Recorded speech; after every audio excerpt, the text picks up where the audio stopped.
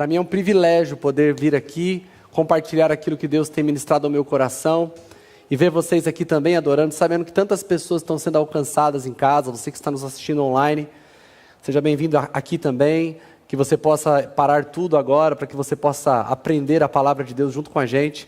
Pessoal, para mim tem sido dias incríveis.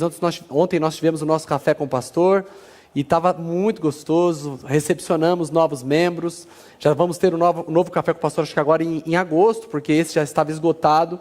Então nós já temos mais de 30 pessoas inscritas para o próximo café com o pastor. Então você que quer se tornar membro, não demore muito para procurar, porque senão você acaba esgotando. Nós temos um espaço limitado, mas tem sido uma festa o que está acontecendo, e isso não vai parar de crescer, porque nós vamos alcançar essa cidade para Jesus. Amém? Nós continuamos orando pelo nosso irmão Marcelo, que ainda está lutando pela vida dele na Unimed. Nós já oramos por ele em alguns cultos. Vamos fazer isso de novo agora, todos nós? Curve sua cabeça. Senhor, nós estamos orando agora pelo Marcelo. O Marcelo está passando por dificuldade no hospital, o pulmão dele está com dificuldade, Senhor, de responder. Foi tirado de sedação, mas ainda assim ele ficou agitado. Pai, nós estamos aqui lutando pela vida dele em oração, sabendo e crendo que a oração do justo pode ir muito em seus efeitos. E Pai, nós continuamos orando, crendo que logo nós veremos nosso irmão Marcelo aqui conosco, Senhor. Em nome de Jesus. Amém e amém. Amém, amados. Nós estamos na nossa série Disciplinas Espirituais, talvez a maior série que eu já preguei, mais longa, mas são muitas disciplinas, e disciplinas que realmente constroem nossa vida em Deus. Nós temos batido na tecla, repetidamente, que o objetivo da vida cristã é se tornar parecido com Jesus. Isso nós aprendemos em Romanos 8:29, que aqueles que de antemão conheceu, também predestinou para serem conforme a imagem de seu Filho Jesus, a fim de que ele seja primogênito entre muitos irmãos, ou seja, Jesus como o filho mais velho. Portanto, se você for pego num comportamento que destoa do comportamento de Cristo, e alguém disser assim, poxa, mas Cristo não agiu assim, que você não haja com rebeldia dizendo assim, não, mas eu não sou Jesus. Que você se arrependa e peça ajuda ao Senhor para se tornar mais parecido com Ele. Se você não foi manso com a sua esposa, se você não foi manso com seus filhos, se você gritou, perdeu o controle, e alguém falou, mas não é assim que fala, você não se justifica, você se arrepende. Nós aprendemos que pessoas que são boas, normalmente quem é bom de argumento, é péssimo de arrependimento, né? Então vamos ter uma igreja que entende que nós estamos num processo de transformação, e aquele que começou a boa obra é fiel e justo para completá-la. Por isso nós precisamos deixar o Senhor nos transformar dia após dia. Aprendemos que Ele usará pessoas para fazer isso, aprendemos que Ele usará todas as circunstâncias para fazer isso. Então seja qual for a circunstância que você está passando, seja ela ruim, seja ela boa, essa circunstância tem o propósito de te tornar mais parecido com Jesus. Então não perca a oportunidade de em todas as circunstâncias perguntar, Senhor, o que o Senhor quer de mim nessa circunstância? O quanto o Senhor quer que eu pareça, em qual área da minha vida o Senhor está forjando o meu caráter nesse momento? Se submeta ao processo e deixe Deus mudar a sua vida, porque assim você estará cumprindo o propósito que Deus estabeleceu para você aqui na terra. Está claro isso para vocês? Tem ficado claro isso aqui no dia a dia, no entendimento dessa série? Se você entendeu isso, eu já ganhei, eu já consegui fazer o que eu queria fazer aqui. E nós aprendemos que não são só as pessoas e as circunstâncias. Quando nós observamos as disciplinas espirituais, nós vamos construindo uma vida ativa de transformação. E nós falamos aqui sobre algumas disciplinas espirituais, falamos sobre absorção bíblica, sobre oração, falamos sobre adoração, falamos sobre evangelismo, falamos sobre serviço. Semana passada pegamos a parte 1 da mordomia. E eu queria muito que você que não ouviu a série, entre no nosso canal do YouTube, e você tem todas as mensagens para que você acompanhe e entenda o que nós estamos construindo aqui. Nós falamos sobre mordomia semana passada e entendemos que por ser um assunto extenso, nós precisaríamos dividir a mensagem em duas partes. Mas antes de nós falarmos por que dividimos em duas partes, e o que nós vamos falar hoje, é muito importante entender o que é ser um mordomo. Eu quero ler com você, primeira carta de Paulo aos Coríntios, capítulo 6, o verso 19 diz assim, acaso não sabem que o corpo de vocês é templo do Espírito Santo, que está em vocês, o qual receberam de Deus? Vocês não são de vocês mesmos, foram comprados por um preço. Portanto, glorifiquem a Deus com o corpo de vocês. Vamos fazer aquele exercício da semana passada. Olha a pessoa do seu lado aí. Fala assim, você não é dono de você mesmo. Você não é dono nem do seu nariz, viu, irmão? Só para você ficar bem claro. Você não é dono de você mesmo. Você pertence a Jesus. Teríamos muitos textos para te mostrar que você é propriedade exclusiva de Deus, que Jesus morreu e comprou para Deus homens de todas as línguas, tribos e raças. Então você é propriedade do Senhor. Tá certo isso para você? E Tiago vai falar sobre a mentalidade que quem pensa assim tem que ter. Olha o que está escrito em Tiago 4, do verso 13 ao verso 15. Ouçam agora vocês que dizem, hoje ou amanhã iremos a esta ou aquela cidade, passaremos um ano ali, faremos negócios e ganharemos dinheiro. Vocês nem sabem o que acontecerá amanhã, que é sua vida. Vocês são como a neblina que aparece por um pouco de tempo e depois se dissipa. Em vez disso, deveriam dizer, se o Senhor quiser, viveremos e faremos isto ou aquilo.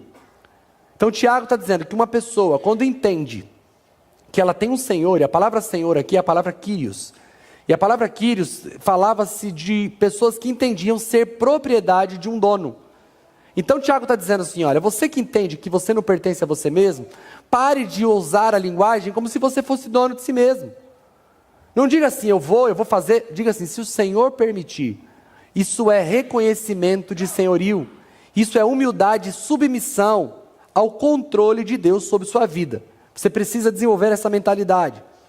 E por que é importante pensar assim? Lá em Hebreus capítulo 4, verso 13 diz assim, nada em toda a criação está oculto aos olhos de Deus, tudo porém está descoberto e exposto diante dos olhos daquele a quem haveremos de prestar contas. Você um dia terá que prestar contas a Deus de como você administrou aquilo que é dele. Então qual que é a ideia da mordomia? O que significa a palavra mordomia? Ela tem dois significados pelo menos. O que nós conhecemos no nosso uso atual é a arte de descansar e viver o conforto, mas não é desse tipo de mordomia que estamos falando. A mordomia que estamos falando é a função de um mordomo. É uma disciplina que recebeu esse nome há muitos anos, não sou eu que estou criando essas disciplinas, mas eu acredito que nós poderíamos atualizar o nome mordomia para o nome gestão.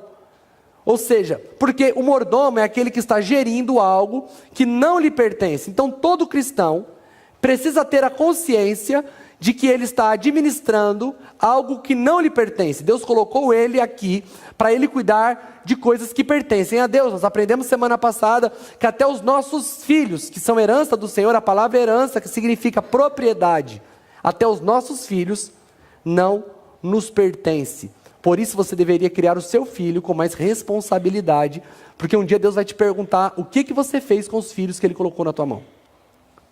Está claro isso para você também? Que isso traga temor ao teu coração, mas também traga para você um encorajamento para ser um melhor pai, porque você é pai de filho de Deus. Amém? Agora, quando nós falamos semana passada sobre mordomia, sobre gerir coisas que pertencem a Deus, nós poderíamos tornar esse assunto muito abrangente. E aí nós não conseguiríamos esgotar isso em pregações. Então eu peguei dois assuntos, duas questões que nós precisamos administrar, que eu acho que ela engloba quase tudo que fazemos. Nós falamos sobre o tempo e vamos falar sobre o dinheiro. E por que o tempo eu falei primeiro? Porque o tempo é o mais importante. Porque o tempo ele é um bem escasso, ilimitado, não é ilimitado. Só que nós pegamos esse tempo que é escasso e limitado e trocamos esse tempo, parte do nosso tempo por dinheiro. Quando você trabalha, você está pegando uma parte do seu tempo e você está trocando por dinheiro. Se você não pensava assim, você precisa começar a pensar assim, para que você lide melhor com o dinheiro. Você pegou 8 horas do seu dia, deu essas 8 horas para um trabalho que te remunerou. Então quando você tem dinheiro em suas mãos, você está carregando nesse dinheiro uma quantia de tempo. Talvez não é seu tempo, talvez foi o tempo de alguém. E quando nós olhamos assim, nós sabemos que o tempo ele é limitado. Então teremos que trabalhar para que o nosso tempo custe mais caro. Isso é a lógica de entender que eu não posso me envolver em trabalhos, ou preciso logo crescer para sair de trabalhos que fiquem com boa parte do meu tempo e me remunere pouco por isso. Então falar sobre tempo e dinheiro vai trazer para a gente toda a visão do que nós precisamos gerir para glorificar ao Senhor. E isso é um assunto tão espiritual que você pode pensar que não é, mas ele é um assunto espiritual. Olha o que está escrito em 1 Timóteo, primeira carta de Timóteo, capítulo 5, do verso 4 ao verso 8. O verso 4 e o verso 8. Mas se uma viúva tem filhos ou netos, que estes aprendam primeiramente a pôr a sua religião em prática, cuidando de sua própria família e retribuindo o bem recebido de seus pais e avós, pois isso agrada a Deus. Verso 8. Se alguém não cuida dos seus parentes, especialmente dos da sua própria família, negou a fé e é pior do que um descrente. Então preste atenção. Aqui o apóstolo Paulo está dando orientação para Timóteo de como ele deveria tratar a ajuda financeira às viúvas. Se você ler todo o capítulo 5 de Timóteo, ele está dizendo, ele vai regulamentar o uso do caixa da igreja para sustentar as viúvas. Hoje nós temos o Amor em Ação, que é um caixa específico para isso. Se ele não dá conta, nós usamos outro caixa, não tem problema, mas aquele caixa a gente não usa para suprir outras coisas além das necessidades. E Paulo está dizendo assim, você não deve ajudar financeiramente viúvas que sejam novinhas, porque elas ainda podem casar e elas querem casar. Então cuide de viúvas acima de 60 anos. Ele vai dizer, e se ela tiver filhos e netos, quem deve ajudar essa viúva não é a igreja, é a família. Por quê? Porque elas cuidaram dessa família, agora eles precisam retribuir isso cuidando dela na velhice. Aí ele vai dizer o seguinte, aquele que não cuida dos seus parentes, e especialmente dos da sua família, da casa, ou seja, parente é o círculo mais amplo, família é o círculo menor. Quem é a sua família hoje? É sua esposa e seus filhos. Senão, você não, abrindo um parênteses aqui a respeito disso, se você não pensar assim, você pode causar uma baita confusão na sua casa. Quando você se casa, sua nova família é sua esposa e seus filhos. E sua mãe e seu pai passam a se tornar seus parentes, o ciclo mais amplo. E ele está dizendo que se você não cuida dos parentes, e principalmente da tua família, você negou a fé, e é pior do que um descrente. Olha como o cuidado, e aqui ele está falando de cuidado financeiro, o cuidado com a nossa família é algo tão sério, que vai marcar a nossa espiritualidade. Podemos medir o nível de espiritualidade de alguém, como ela cuida da sua casa, como ela supre a necessidade de sua família, como ela supre a necessidade daqueles que Deus confiou a ela. Então, se eu posso ser considerado pior do que um descrente, alguém que negou a fé, por estar administrando mal meu dinheiro, ao ponto de eu não suprir as necessidades da minha família, esse assunto eu tenho que pensar mais sobre ele, porque ele é um assunto importante. Você concorda comigo? Eu poderia usar aqui os mesmos argumentos que eu usei semana passada, o porquê devemos administrar nosso dinheiro, e eu de repente pegar e espelhar os motivos do tempo. Nós só excluiríamos que o tempo não tem como ser, o que perdeu não dá mais para resgatar, e o dinheiro quando você perde você consegue ganhar de novo. O tempo não, perdeu o tempo não volta mais. Mas eu vou usar um outro caminho para nós entendermos como prosperar, e a prosperidade não te fazer se perder pelo caminho. Como a prosperidade não se tornar uma desgraça na sua vida. Sim, é verdade, o dinheiro tem sido um grande propulsor de pessoas para longe de Deus. Como é então que podemos prosperar e não nos distanciarmos de Deus? Como é que podemos crescer financeiramente e não ficarmos cada dia mais distantes? E a Bíblia é severa nas suas orientações contra a avareza. Olha o que está escrito em Efésios, capítulo 5, do verso 2 ao verso 5. E vivam em amor, como também Cristo nos amou e se entregou por nós como oferta e sacrifício de aroma agradável a Deus. Entre vocês não deve haver nem sequer menção de moralidade sexual, como também nenhuma espécie de impureza e cobiça, pois estas coisas não são próprias para os santos. Não haja obscenidade, e nem conversas tolas, e nem gracejos imorais. Deixa eu só abrir um parênteses aqui nos gracejos imorais. Nós homens, isso é para os homens, que estamos eternamente na quinta série. Cuidado com as brincadeiras imorais, não são próprias dos santos. Continue na 5ª série, mas exclua as brincadeiras de cunho sexual, tá certo? Não agrada ao Senhor. Eu sei que é brincadeira, a gente brinca um com o outro e dá risada. Tome cuidado, isso não é próprio para os santos. Tá entendido para vocês? Fecha a parede, vamos continuar. Que são inconvenientes, mas ao invés disso, ações de graças. E olha o que ele vai dizer agora. Porque vocês podem estar certos disso. Nem imoral, ou impuro, ou ganancioso, que é idólatra, tem herança no reino de Cristo e de Deus. Ele vai chamar o ganancioso de idólatra. E o que é um idólatra? Um idólatra é alguém que adora um outro Deus. E ele está dizendo que o ganancioso faz do dinheiro o seu Deus. O ganancioso faz do dinheiro o seu governante. E olha o que está escrito em Lucas, deixa aberto aí Lucas 16, 13, mas deixa eu dar uma informação para vocês. Não, abre 1 Timóteo para mim, 1 Timóteo 6, 10. Para nós entendermos sobre o perigo do dinheiro, depois a gente comenta isso daqui. 1 Timóteo 6, a partir do verso 6 diz assim: de fato, a piedade com contentamento é grande fonte de lucro, pois nada trouxemos para este mundo e dele nada podemos levar. Por isso, tendo o que comer ou o que vestir-nos, estejamos com isso satisfeitos. Os que querem ficar ricos caem em tentação, em armadilhas, em muitos desejos descontrolados e nocivos, que levam os homens a mergulharem na ruína e na destruição, pois o amor ao dinheiro é a raiz de todos os males. Algumas pessoas, por cobiçarem o dinheiro, desviaram-se da fé e se atormentaram com muitos sofrimentos. Deixa eu explicar isso para você, para ficar bem claro, porque esse ensino foi feito, esse ensino ele pode levar a gente a 2 erros. E erros graves, que vão fazer a gente viver abaixo do que Deus quer que a gente viva. Que é o erro de você achar que ficar rico é um pecado. O erro de você achar, o erro de ignorar isso e passar diante disso como se isso aqui fosse um texto que retrógrado, que não fale mais com a gente hoje. E a Bíblia continua sendo palavra de Deus, amém? O que ele está dizendo, primeira coisa que você precisa entender, é que o dinheiro é neutro.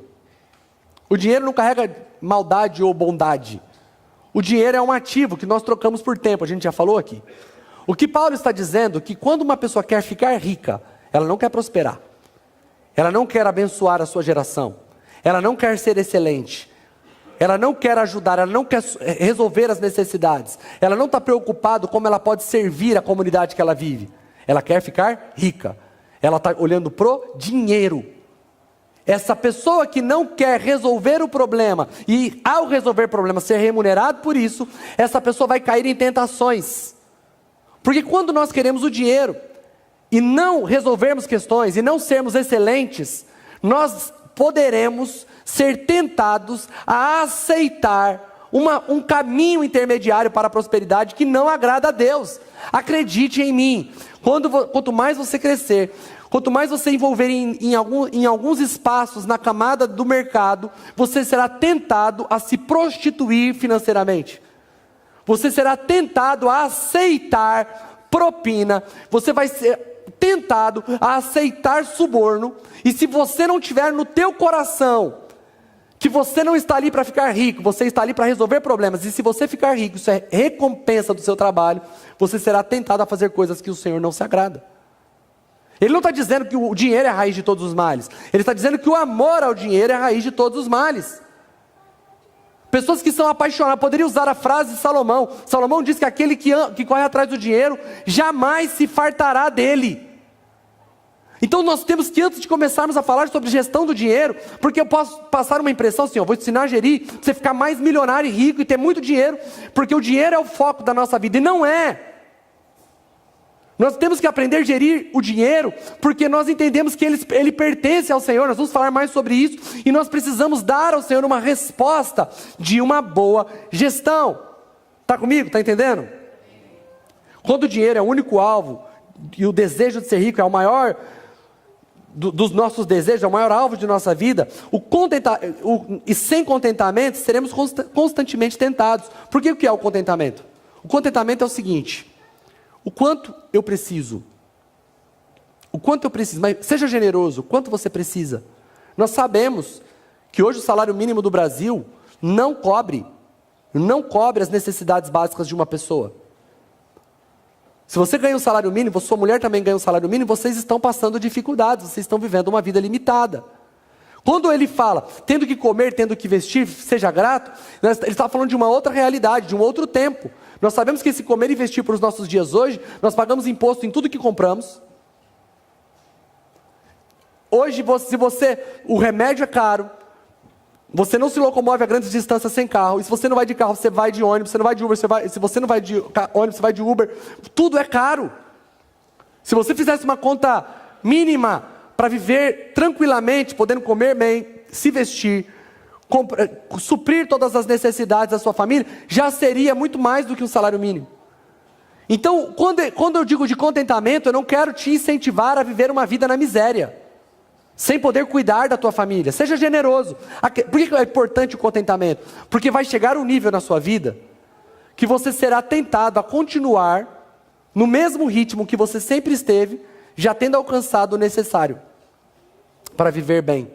E nesse ponto, quando você chegar nesse ponto, que você não souber entrar em platô, você estará trocando tempo por dinheiro, quando você deveria estar trocando tempo por outras coisas que nesse momento serão mais importantes para você. Pessoas que correram até o último dia da vida atrás do dinheiro, já tinham encontrado o platô para poder ter para si, para suprir a necessidade de todo mundo, 30 anos antes, mas passaram os últimos 30 anos de suas vidas continuando buscando uma coisa que eles não precisavam, enquanto aquilo que precisava dele, ele não deu tempo, porque ele não soube a hora de se contentar. Então, contentamento com piedade é grande fonte de lucro. Nós precisamos aprender a nos contentar, para não passarmos do limite, e passarmos a deixar o dinheiro ser o nosso Deus.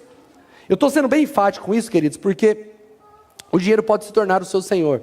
E tem uma frase que eu tenho dito aqui há muito tempo: o dinheiro, ele é um péssimo senhor, mas é um ótimo servo. Lembre-se disso, o dinheiro é um péssimo senhor, mas é um ótimo servo. Se o seu dinheiro for seu servo, está tudo bem. Mas se ele for o seu senhor, ele vai te levar para distante de Deus. Olha o que está escrito em Lucas, capítulo 16, verso 13. Nenhum servo pode servir a dois senhores, pois odiará um e amará outro, ou se dedicará a um e desprezará o outro. Vocês não podem servir a Deus e ao dinheiro. Não tem como servir a Deus e ao dinheiro. Então, se você veio aqui hoje dizendo assim, eu vou lá aprender como ficar rico, vai ser um curso de um coach que vai te ensinar a ficar milionário, você se enganou. Eu sou um pastor e o que eu estou pregando para você é a Bíblia. Para que você aprenda a prosperar, mas que o dinheiro nunca seja o seu senhor. Amém? O que muitos têm feito hoje é apresentado o evangelho onde Deus pode te dar dinheiro, mas Ele não é o Senhor, Ele é só um facilitador. Aí você fala, Deus, é o seguinte, se o Senhor me fizer fechar esse negócio, eu te dou uma partezinha. É propina, irmão. Eu te dou 10% desse negócio aqui. É só o Senhor me ajudar a fechar. 90 para mim, 10% ainda oferece pouco para ele, né? 10%, 90 para mim. Você vai lá, convence o cara, muda a cabeça dele, faz ele aceitar a minha proposta, tira todos os meus inimigos e concorrentes do caminho, e você fica com 10% ainda, vou ser generoso com você. Não estou dizendo que é um problema contribuir ao Senhor, estou dizendo que a mentalidade de pensar que Deus ele é um facilitador e não o dono, pode te complicar. Olha esse texto, é um alerta. Eu já paro de falar de avareza aqui, mas eu precisava dar esse choque. Mateus 4, do 8 a 9, diz assim: depois o diabo o levou a um monte muito alto e mostrou-lhe todos os reinos do mundo e o seu esplendor, e disse-lhe, tudo isso te darei se te prostrares e me adorares.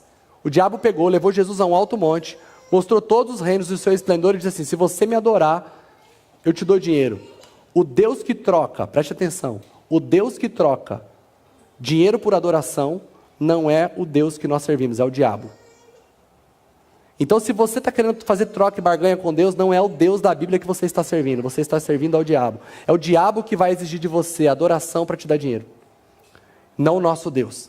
Então tome cuidado com o tipo de mensagem, de evangelho que vocês estão ouvindo a respeito do dinheiro, que ele pode estar te corrompendo por dentro, e te levando para distante daquilo que Deus planejou para você.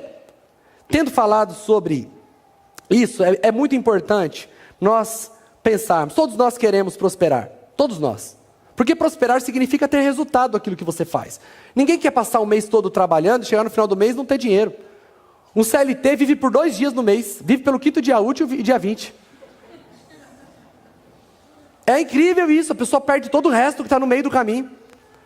Passou o 5º dia útil, já começa a ficar ansioso para o dia 20. Não vou mandar você levantar a mão se isso é verdade ou mentira. Só pela sua risada eu já sei que eu falei a verdade. Querendo ou não, o dinheiro passa a te governar a sua expectativa, governar a sua ansiedade. Ninguém quer isso. Nós queremos que chegue dia 5, quando chegar terminar o mês, eu tenha dinheiro no meu bolso para pagar o mês que vem.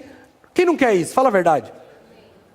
Se o patrão atrasar 2 dias, já quebrou a vida da pessoa. É 2 dias. Se eu vi um meme assim, eu tenho dinheiro para viver o resto da minha vida, desde que eu morra amanhã, meio-dia.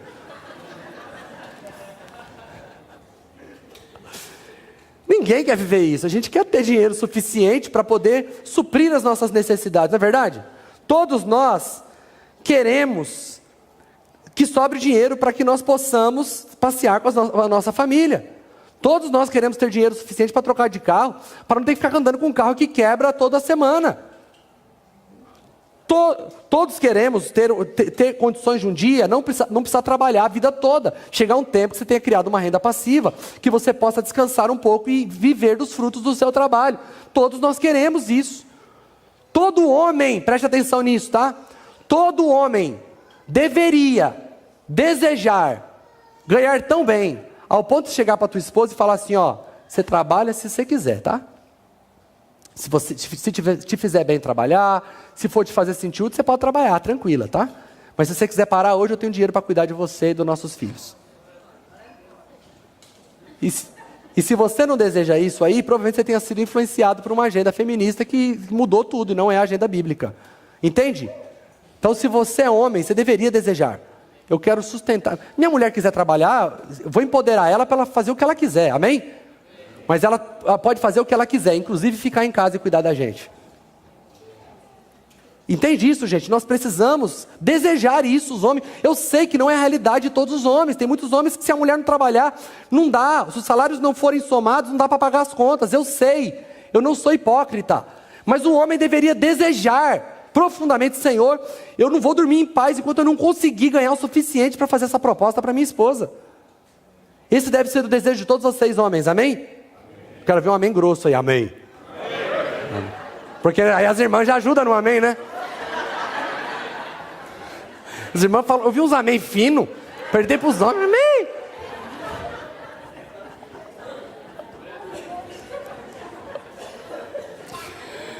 Aleluia.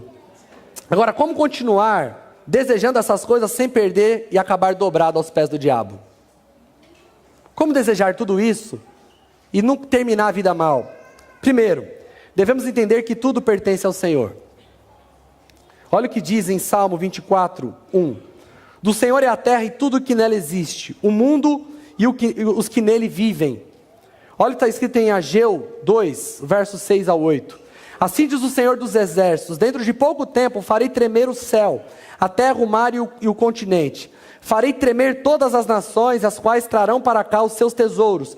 Encherei este templo de glória, diz o Senhor dos Exércitos. Tanto a prata quanto o ouro me pertencem, declara o Senhor dos Exércitos. Deus é o dono de tudo. Todos os seres humanos, sejam eles salvos ou não, eles estão administrando recursos de Deus e um dia terão que prestar contas. Mas um cristão deveria ter esse entendimento muito mais aguçado. Olha o que está escrito em Mateus 13, do 44 a 46. O reino do céu é como um tesouro escondido num campo. Certo homem, tendo-o encontrado, escondeu-o de novo, e então, cheio de alegria, foi, vendeu tudo que tinha e comprou aquele campo. O reino dos céus também é comparado a um negociante que procura pérolas preciosas. Encontrando uma pérola de grande valor, foi, vendeu tudo que tinha e a comprou.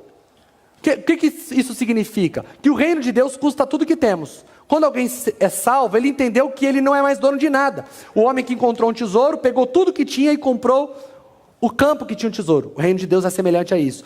O reino de Deus é semelhante a um homem que procura pérolas. Ele encontrou uma pérola, ele vende tudo que ele tem para comprar a pérola. Ou seja, eu troco tudo que tenho, tudo que sou para estar no reino de Deus. Um cristão não tem a consciência que ele é dono.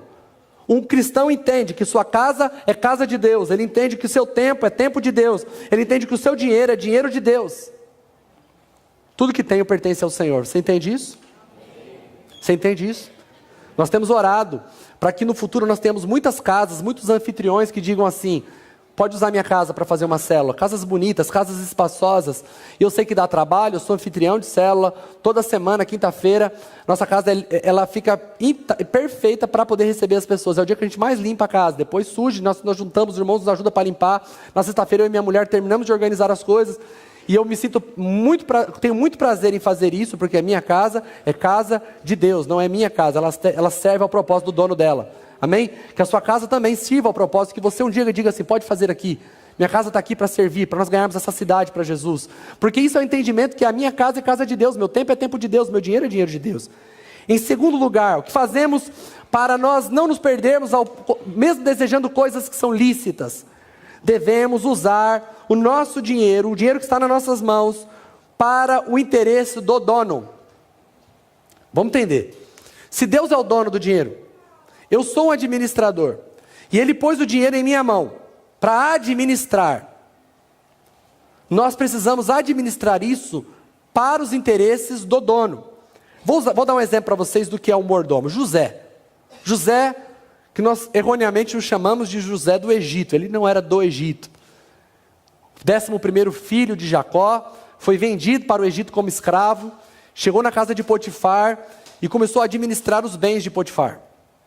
Ele administrou tão bem que tudo que ele colocava à mão prosperava. A casa de Potifar começou a enriquecer com José ali. Consequentemente, José também se beneficiou da prosperidade de Potifar, porque ele passou a ter benefícios, e ele disse o seguinte: nada me foi negado nessa casa, nada me foi negado nessa casa. Ele administrava os bens de Potifar, para os interesses de Potifar, e desfrutava da prosperidade que ele estava causando à casa para o dinheiro de Potifar. Todo mundo, se você não conhece, ele foi injustiçado, a mulher de Potifar tentou agarrá-lo, ele não quis nada com ela o acusou injustamente de tentativa de abuso, ele foi preso por isso. Depois ele foi para o Egito, ele foi para o faraó para revelar um sonho de faraó, e ele foi levado ao governo do Egito. Como governante do Egito, ele se tornou mordomo de faraó, e começou a administrar os recursos de faraó, para o interesse de faraó. Ele foi tão bom administrador, que ele, sabendo do futuro, sabendo que haveriam vacas magras, ele começa a guardar, estocar alimento. No tempo da dificuldade, ele começa a vender alimento para os egípcios, ao ponto do dinheiro dos egípcios acabar. Então ele começa a entregar alimento para eles, em troca da terra deles. E no final das contas, todas as terras eram de faraó. Ele deixou que as pessoas continuassem trabalhando na terra e pagassem 20% para ele. José deixou o faraó dono de todas as terras. Nossa, ele foi bravo, tomou tudo de todo mundo. Ele foi um cara que não pensou nos pobres, ele não pensou em nada disso. Nós estamos falando de um faraó. Ele cuidou da fome, ele salvou toda a terra naquele tempo, porque ele foi guiado pelo Senhor. E além de ter salvo toda a terra da fome e da morte pela fome, ele ainda tornou o dono do recurso rico. Com isso ele ganhou casa, com isso ele ganhou uma esposa até. Ele ganhou condições financeiras, ele ganhou prestígio, ganhou honra e conseguiu uma cidade para cuidar dos filhos de Jacó. Por quê? Porque ele administrava os recursos de faraó, sabendo que os recursos eram de faraó, e sabia que ele também estava na folha de pagamento. Nós aprendemos que é do interesse de Deus que os recursos que ganhamos seja também usado em benefício de nossa família. Então é normal que nós, ao ganharmos o dinheiro, possamos ver quais são os desejos do dono do dinheiro e saibamos que nós fazemos parte do uso daquele recurso.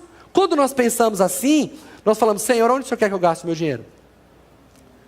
Irmãos, é muito difícil, sabia? Você cuidar de um dinheiro que não é seu e você ter que fazer o seu salário. Pensa numa tarefa difícil.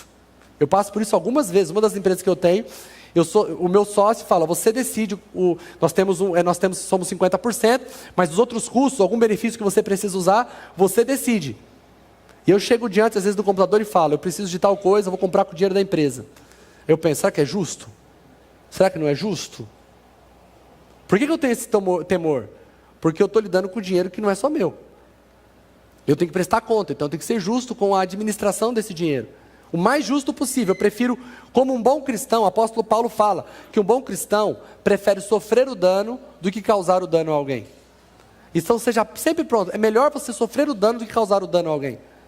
E esse pensamento, lembrando que os meus pensamentos estão expostos diante de Deus, que conhece todas as coisas. Então, você faz parte da folha de pagamento, mas você precisa administrar para a glória de Deus. Quando as pessoas dão dízimo, que nós acreditamos ser um bom princípio, não uma lei, porque nós não vivemos no tempo da lei, nós estamos debaixo do tempo da graça, amém?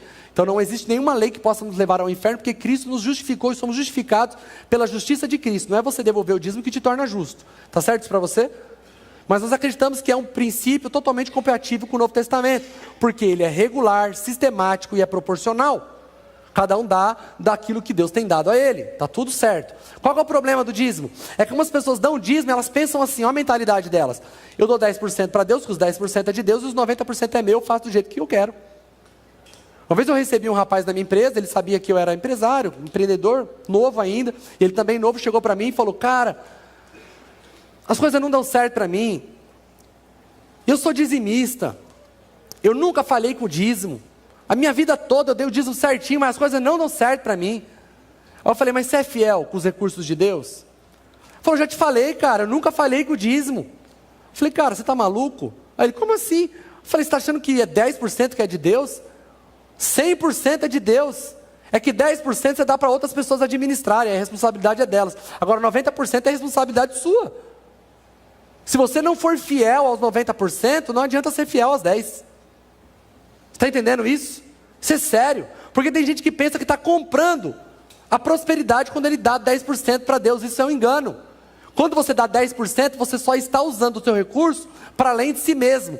Isso é um grande antídoto para a avareza. Mas não é a compra da prosperidade. Isso é só o caminho para uma mente próspera. Está entendendo isso? Então você não é dono. Ah, pastor, Deus faz o que Ele quiser com o dinheiro dele, eu faço o que eu quero com o meu dinheiro. Você não entendeu o que é ser um mordomo. Basicamente só existem duas formas de você prosperar: ganhar mais e gastar melhor. Certo? Não existe fórmula mágica. É ganhar mais. Agora, essas duas tarefas vão exigir de você excelência, vão exigir de você compromisso, vão exigir de você um coração pronto para aprender, e todas essas coisas te levarão à semelhança com Cristo. As pessoas hoje querem ficar ricas, mas não querem ser excelentes. Agora, é impossível um excelente não ganhar bem. Ah, pastor, mas sou excelente e ganho pouco. Talvez o seu critério de excelência esteja errado. Talvez o seu critério de compromisso esteja errado. Porque alguém que resolve um bom problema, uma pessoa que é indispensável. Ah, pastor, passei por 10 empregos, todo mundo me manda embora, estou sendo injustiçado. Talvez o seu critério de injustiça esteja errado. Ah, mas eu faço mais que todo mundo e nunca sou reconhecido. Talvez o seu critério do que fazer tudo também esteja errado. Porque eu nunca conheci, a vida toda trabalhando, eu nunca pensei em demitir um funcionário que traz muito recurso para a empresa. Nunca pensei. Talvez você se comporte mal, você não seja a pessoa disponível, talvez você sempre traga problema, você seja uma pessoa que não é grato, você seja uma pessoa que não valoriza o que você tem, você pode ir para qualquer lugar, você vai chegar no mesmo ponto que você está hoje. Então, se você andar pelo caminho da excelência, você se tornará mais parecido com Jesus e provavelmente você irá ganhar mais, porque você vai ter que estudar mais, acordar antes de todo mundo, dormir mais tarde que todo mundo, estudar, encontrar novos trabalhos, aprender a se desenvolver humanamente, aprender princípios para você gerar riquezas, e então você irá prosperar. E ao correr atrás desses aperfeiçoamentos, aceitando o processo, você se tornará mais semelhante a Jesus. Está entendendo? Então administre o seu dinheiro para a glória de Deus. Deus precisa ser glorificado pela tua administração. Se você está administrando mal, se não está sobrando, Deus não está sendo glorificado pela sua gestão. E você não será digno de receber mais recursos, sendo que você não está sendo fiel no pouco. Seja fiel no pouco, para que você possa se preparar para o muito. Se você não sabe administrar 1.000, quem vai te confiar 2? Quem é o louco do dono do dinheiro que dá dinheiro para quem torra? Então, que você entenda isso. Agora, nós precisamos contribuir para a glória de Deus. Olha o que está escrito em Filipenses 4,18. Recebi tudo o que tenho e mais do que o suficiente. Estou plenamente suprido agora que recebi de Epafrodito os donativos que vocês enviaram. São uma oferta de aroma suave, um sacrifício aceitável e agradável a Deus. Quando nós contribuímos ao Senhor, nós estamos adorando ao Senhor. Nós estamos dizendo a Ele, nós te adoramos, Senhor. Então, o ofertar, o contribuir é um ato de adoração. Segundo, contribuir reflete a nossa fé na provisão e é um antídoto contra a avareza. Nós falamos que a avareza pode te destruir para longe de Deus. Quando nós contribuímos, nós declaramos a nossa confiança no Senhor. Em Mateus 12, 41, 44, não vou ler, conta a história de uma viuvinha que leva oferta, e ela leva tudo que ela tinha, e isso chama a atenção de Jesus. Ela fala, os ricos trazem do que sobram. Essa viuvinha deu tudo que ela tinha, e isso chamou a atenção de Jesus, porque quando nós contribuímos, nós declaramos a nossa confiança na provisão dEle, que Ele cuidará de nós. Todo janeiro, eu e minha esposa, e eu ensino isso para as pessoas da igreja, todo janeiro eu e ela fazemos uma oferta que nós chamamos de oferta de primícia. É a primeira oferta do ano. A primeira oferta do ano. Nós ainda nem ganhamos nada. Nós nem sabemos o quanto iremos ganhar aquele ano. E nós pensamos, vamos fazer uma oferta diferente da que a gente faz no resto do ano. Vamos tentar fazer a nossa melhor oferta em janeiro. Nós pegamos, juntamos dinheiro para que em janeiro nós possamos dar a nossa melhor oferta. Por que a gente faz isso? A gente declara no começo do ano, a nossa confiança não está no dinheiro, a nossa confiança está no Senhor. O Senhor cuida da gente. Ah, não, deixa eu guardar esse dinheiro porque eu posso precisar dele. Eu preciso mais do Senhor do que do dinheiro. Porque quando eu tenho o Senhor, Ele cuida de mim. Você está entendendo isso? Que esses princípios possam entrar no teu coração. Contribuir reflete a nossa fé e a nossa provisão. E olha o que está escrito em 2ª carta de Paulo aos Coríntios, capítulo 8, verso 1 ao 5. Agora, irmãos, queremos que vocês tomem conhecimento da graça que Deus concedeu às igrejas da Macedônia. No meio da mais severa tribulação, a grande alegria, a extrema pobreza deles, transformaram em rica generosidade, pois dou testemunho de que eles deram tudo quanto podiam, e até além do que podiam, por iniciativa própria, eles nos suplicaram insistentemente o privilégio de participar da assistência aos santos, e não somente fizeram o que esperavam, mas entregaram-se primeiramente a si mesmos ao Senhor, depois a nós, pela vontade de Deus. Ele está dizendo, os irmãos da Macedônia eram pobres, e da sua pobreza foram generosos para suprir as necessidades dos santos.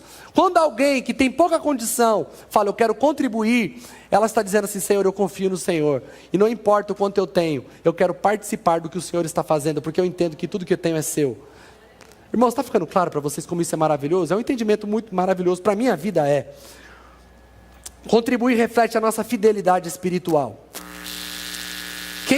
Olha esse texto, quem é fiel no pouco, também é fiel no muito. Quem é desonesto no pouco, também é desonesto no muito. Assim, se vocês não forem dignos de confiança em lidar com as riquezas deste mundo ímpio, quem confiará verdadeiras riquezas a vocês? E se vocês não forem dignos de confiança em relação ao que é dos outros, quem lhes dará o que é de vocês? Nenhum servo pode servir a dois senhores, pois odiará a um e amará o outro, ou se dedicará a um e desprezará o outro. Vocês não podem servir a Deus e ao dinheiro. Olha o que ele está dizendo. Ninguém vai confiar a vocês mais recursos se vocês não forem fiéis naquilo que vocês têm hoje. Então, você que está passando por dificuldade, 77% dos brasileiros estão endividados. 77%.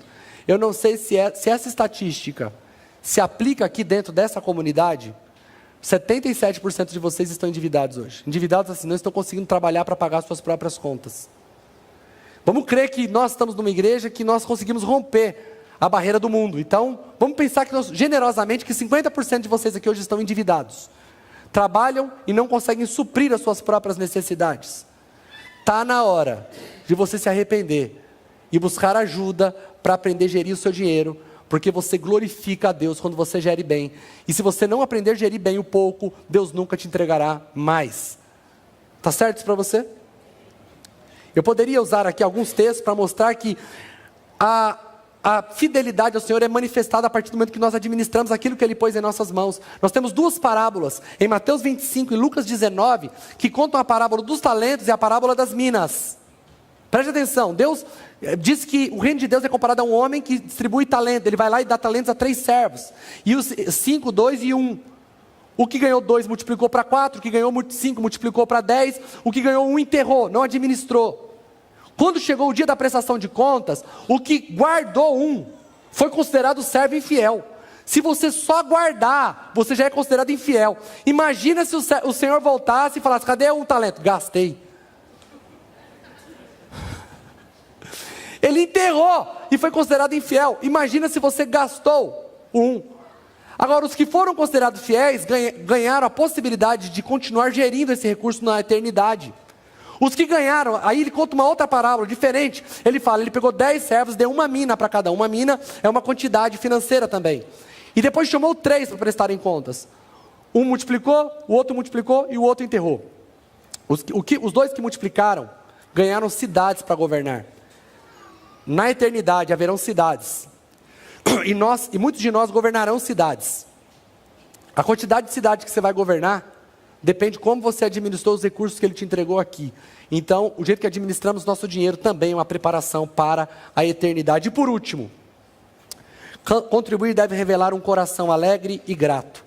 Contribuir nos fará viver bênçãos de Deus. Olha o que está escrito em 2 Coríntios, capítulo 9, do verso 6 ao 11.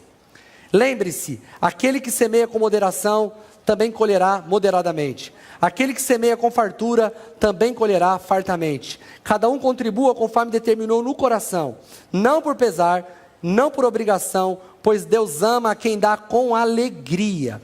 Deus é poderoso para fazer que toda a graça seja acrescentada a vocês, para que em todas as coisas, em todo o tempo, tendo tudo o que é necessário, vocês transbordem em toda a boa obra.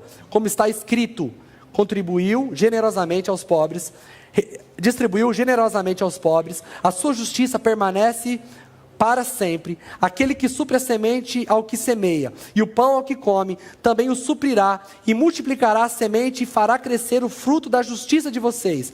Vocês serão enriquecidos em todas as coisas, para que possam ser generosos em qualquer ocasião. Por nosso intermédio, a sua generosidade resulte em ações de graças a Deus. Nós não gostamos de desenvolver uma mentalidade de barganha. Por isso vocês não veem a gente gastando muito tempo falando de dinheiro aqui na igreja. Nós damos 3 minutos para a pessoa falar sobre oferta. Nós damos muito tempo para a pregação de todos os outros assuntos. Porque nós não queremos passar uma imagem que nós estamos aqui para arrancar o teu dinheiro. Nós sabemos que no Brasil isso se tornou muito popular. E acabou caindo no imaginário popular que igreja é um lugar que arranca dinheiro do povo, que pastor é ladrão. Mas não é o caso de você, amém? É por isso que você está aqui. Mas, mesmo não querendo desenvolver a mentalidade de barganha, se eu não ensinar para você esse princípio, eu também estou sendo negligente. Paulo está dizendo, aquele que semeia pouco, colhe pouco. Aquele que semeia com fartura, também colhe fartamente. Nós queremos administrar recursos, mais recursos. E por que queremos? Porque sabemos que quanto mais recursos nós administramos, mais podemos suprir as necessidades dos nossos e mais podemos participar do que Deus está fazendo. Eu quero participar sempre do que Deus está fazendo. Eu quero sempre estar presente naquilo que Deus está fazendo, porque o meu dinheiro é dinheiro de Deus, amém? O meu tempo é tempo de Deus. Então eu quero muito que você saia daqui essa manhã com o seu coração vacinado contra a avareza, cheio do conhecimento do senhorio de Jesus, sendo considerado fiel de administrar recursos e pronto para desfrutar de mais recursos para administrar.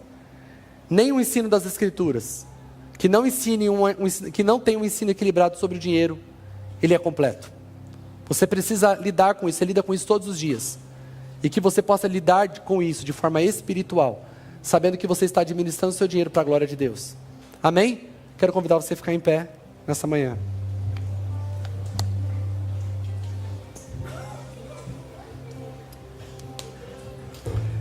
Queria que você fechasse os seus olhos e você fizesse uma oração de confissão ao Senhor, como você está administrando o seu dinheiro. Talvez você esteja ganhando bem. Talvez às vezes está até sobrando para você, está tudo certo. Mas como que você tem usado esse dinheiro? Você tem usado esse dinheiro para os interesses do dono ou para só o seu próprio interesse? Talvez Deus confiou tantos recursos em sua mão, porque você administra bem. Mas você não tem administrado para a glória de Deus, para a sua própria glória. E você, em vez de alimentar um coração de servo, você está alimentando um coração ganancioso, e sem perceber, o dinheiro está se tornando o seu Deus. Se Deus confiou muito a você, é porque Deus te viu como capaz de administrar muito recurso. Se você tem ganhado pouco recurso, isso não está sobrando para você. Peça ajuda agora, faça uma oração ao Senhor. Fala: Senhor, me ajuda a entender onde eu estou falhando. Expõe o seu problema a irmãos mais maduros, para que eles possam te aconselhar. E aceite o confronto se for necessário, para que você possa suprir as necessidades da sua casa. Eu quero te encorajar a fazer sua própria oração nesse momento.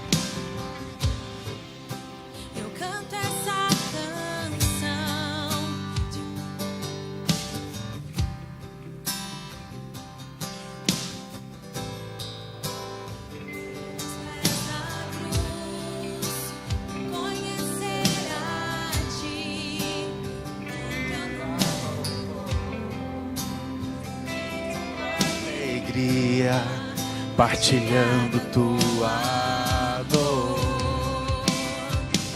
E eu entrego tudo a ti, tudo a ti. E eu entrego tudo a ti. Aleluia. Queridos, eu queria convidar já os líderes a vir aqui à frente. Talvez a nossa resposta diante dessa mensagem, como o pastor disse ali, você pode ser aquele que faz parte de uma estatística onde está fazendo uma má gestão daquilo que o Senhor colocou nas suas mãos. E o convite para você é arrependimento. O convite para mim, o convite para nós é arrependimento. Mas talvez você faça parte de um grupo de pessoas que parece que não tem faltado, mas isso tem se tornado o Senhor da sua vida. Isso também carece de arrependimento. O Senhor Jesus nos convida nessa manhã, e eu queria reforçar esse convite. Não tem como nós sairmos daqui sem nós respondermos em oração e arrependimento diante dessa mensagem. É muito sério nós pensarmos que o nosso tempo é um bem tão precioso, e às vezes nós olhamos para ele como nosso dinheiro e não percebemos o quanto isso tem tomado de nós, o quanto isso tem tomado a nossa energia, o quanto isso tem tomado a nossa disponibilidade. Eu queria convidar você essa manhã a procurar um dos líderes que está aqui à frente. Nós queremos orar por você, queremos que você saia daqui com esse entendimento, com essa resposta e com esse pedido de ajuda. Nós precisamos às vezes nos organizar, mas nós precisamos receber realmente esse apoio espiritual. Nós estamos aqui para fazer isso com você nessa manhã. Não deixe de vir, não deixe de pedir uma oração, não vá embora sem você perder essa oportunidade de dizer: eu preciso de ajuda, eu preciso fazer uma melhor gestão daquilo que o Senhor colocou. Eu preciso, entendendo hoje o que significa a mordomia bíblica, eu preciso ser um bom mordomo daquilo que o Senhor colocou sobre as minhas mãos. Feche seus olhos. Senhor, nós te agradecemos porque cremos que em todas as coisas cooperam para aqueles que amam ao Senhor. Tudo, Senhor Jesus, que nós passamos, tudo que nós vivemos e tudo que nós experimentamos, ó Pai, de alguma forma nós queremos que isso coopere para a nossa edificação. Talvez hoje, nessa manhã, estamos saindo daqui com os nossos corações, a nossa mente confrontada diante de uma palavra que traz luz, que traz clareza, que traz verdade. Senhor, nós não queremos sair daqui simplesmente com o pensamento de que nós estamos fazendo mal, estamos governando mal, estamos gerindo mal aquilo que o Senhor colocou sobre as nossas mãos, mas nós queremos sair daqui com a decisão de fazermos algo diferente, de mudarmos, de pedirmos ajuda se necessário, de planilharmos as nossas contas se necessário, de entregarmos a Ti, de colocarmos limite na nossa vida se necessário, mas nós queremos sair daqui com uma mentalidade transformada, renovada, Senhor, e respondendo a essa palavra, em nome de Jesus, Pai. Nós agradecemos pelos corações disponíveis, nós agradecemos pela essa igreja generosa que o Senhor tem gerado em nós, Senhor, mas nós queremos sim que o Senhor olhe para nós e o Senhor veja bons mordomos, porque nós estamos cuidando bem daquilo que o Senhor tem colocado em nossas mãos. Em nome de Jesus nós te agradecemos, Pai. Que o amor, que a graça, a comunhão do Espírito Santo esteja com você, com a sua família, para hoje e para todo sempre. Que Deus te abençoe, tenha um bom domingo e não deixe de vir aqui, nós queremos orar por você.